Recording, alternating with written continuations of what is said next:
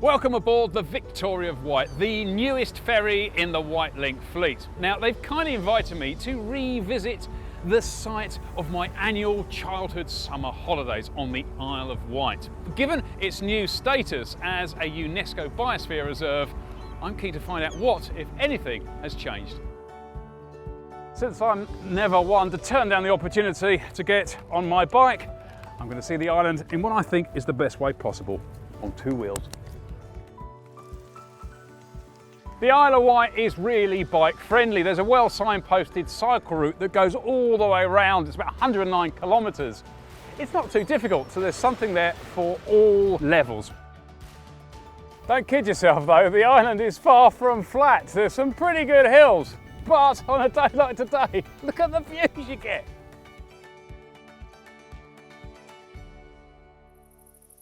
So every year, as a child, I had to find a great green bush cricket. Listen to that sound. That is the soundtrack of the summer on the Isle of Wight for me. The sound of these crickets singing.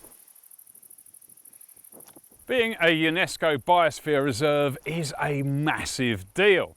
It puts the Isle of Wight up there with some pretty impressive company. We're talking Uluru in Australia, Mount Kenya, Yellowstone National Park. And what it does, it recognises the islanders' commitment to the environment.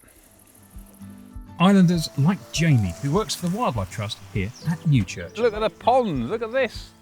You've got plans for this landscape? Yeah, definitely. So one of the key things, perhaps the most exciting thing, is the introduction of beavers.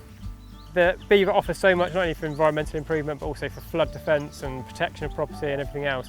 Nature's great eco-engineer. Well, yeah, they're a keystone species. Exactly, they are catalysts for the environment, not only for aquatic species, but for the associated species as well. Everything benefits.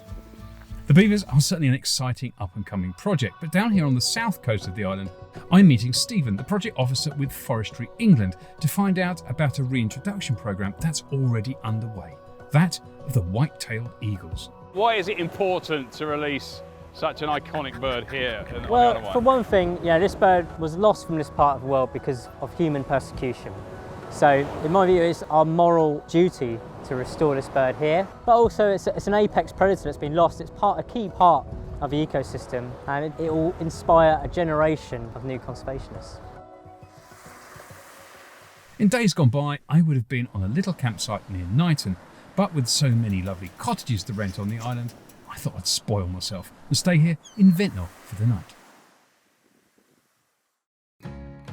Over 50% of the Isle of Wight is designated as an area of outstanding natural beauty, and as you cycle along the South Coast Road, it's easy to see why. But here on the beaches near Compton Bay, there are beauties for more prehistoric nature.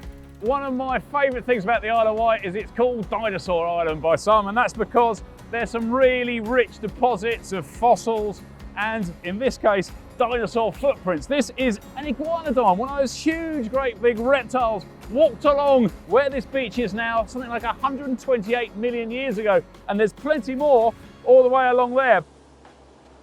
Furthest west on the island are the iconic Needles. Formed through coastal erosion, they must have been a welcome sight for many an ancient mariner returning back to the safety of the Dorset coast. Well, I've had a brilliant time on the island, revisited a lot of old childhood haunts and learnt a lot of new stuff as well.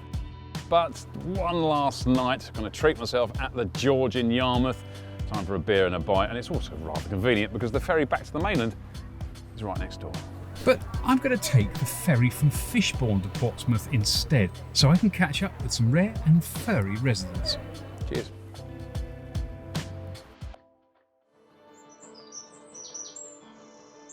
Now there's one very famous resident of the island which used to be found all over the UK but is now restricted to very few locations, and that is the red squirrel. The grey squirrel's never made it across the Solent. If you're very careful, you can go to pretty much any of the woodlands on the island and sit still and be very patient, and you might just get to meet one. And if you're very lucky, they get quite close as well. Look at this.